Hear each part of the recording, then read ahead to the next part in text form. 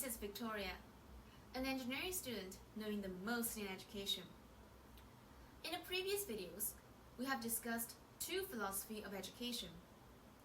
And today, I want to have a brief summary to give the comparison between progressivism, essentialism, and traditional education. Look at this table. Compared to traditional teaching, progressivism is a big breakthrough.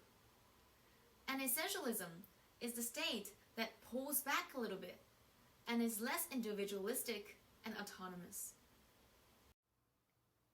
In traditional education, the internal drive of the student is the punishment avoidance. In progressivism, it is interest. And in essentialism, it is effort. For the knowledge, the traditional view is knowledge just comes from the past experiences. Progressivism believes that knowledge comes from the direct experience acquired through the activities to find out whether it can fit the needs of real life.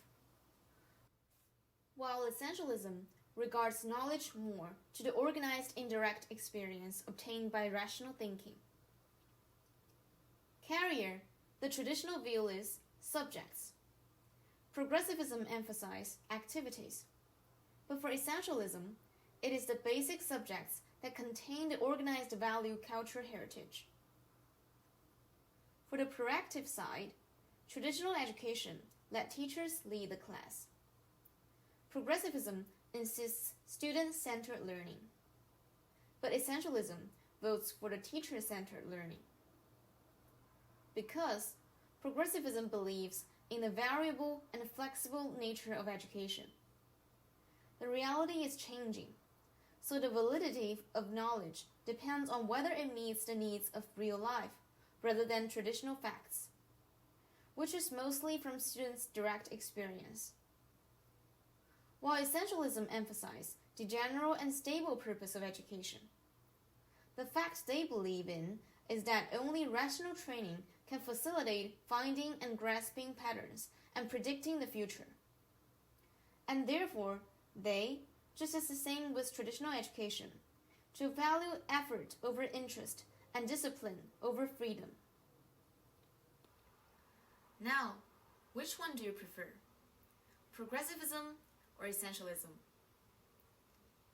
I know you must have a preference in your mind, but I like to say, whichever you choose, we have to think about the advantages of each philosophy. In other words, for every idea, we not only leave comments, but take the good and discard the bad.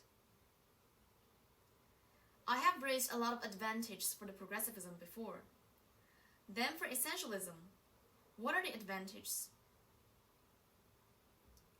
What they focus on is the differentiated organized indirect experience, which is proposed in Ausubel's theory of meaningful learning. We can see from this graph, the content of meaningful learning is mostly structured and organized. So for us teachers, we have to collect a large number of differentiated, organized indirect experience, which means to have a very organized understanding of our subject, the structure of knowledge, topics, and common errors. We do more work to let students encounter a variety of models, situations, confusing questions with a small amount of time. Of course, not indoctrination, but an efficient implementation. What else? From my perspective, it not only helps students learn things much more quickly, but also train the ability to learn from indirect experience. Although the direct experience is very important, but we know that students will eventually leave the current learning situation. After growing up, most of the scenarios require us to learn through indirect experience. We don't have so much time and opportunity to personal practice and making mistakes over and over again. And more importantly, there will be no teachers. So students need to define their own problems in a complex situation, which means that sooner or later, they will have to face the difficulties all by themselves. Okay, thank you so much for watching. Hope you get inspired from this video. If you like it, please give me a thumbs up and subscribe. See you in the next video. Bye bye!